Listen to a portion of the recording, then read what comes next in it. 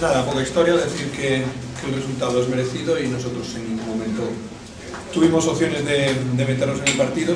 Yo creo que lo afrontó mucho mejor y mucho más contemplando de que podía ser una final en Extremadura que el Fabril, y eso se manifestó en el juego y sobre todo la intensidad, ¿no? Sobre todo en un campo que es muy difícil jugar, combinar, pues por cómo está, por cómo lo dejaron las Juves estos días.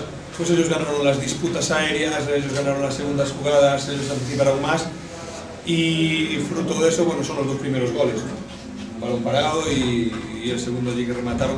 Bueno, nada que decir a la victoria de la Extremadura de hoy y a pensar que bueno, que ellos yo creo que se adaptaron mejor a las bajas que tenían que nosotros, pero bueno, el domingo o el próximo fin de semana otro partido importantísimo, hemos perdido todos los de abajo, me parece, y entonces, bueno, pues está todo muy igualado.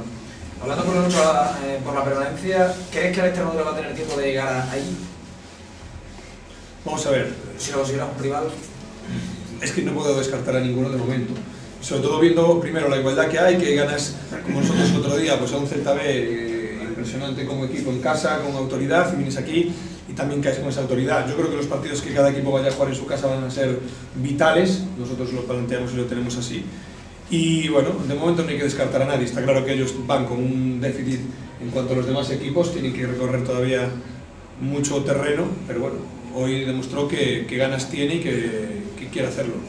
Teniendo acierto de ganar la portería contraria es muy fácil todo, ¿verdad? ¿Perdón? Teniendo acierto sí, de ganar claro, la es que ellos bueno, estuvieron bien ahí y ya te digo, un campo que no se puede generar muchas opciones por fútbol, sí que lo supieron hacer por empuje, por tener más clara la idea de jugar directo, de buscar la segunda jugada, y ellos ahí acertaron. Vale, hasta luego.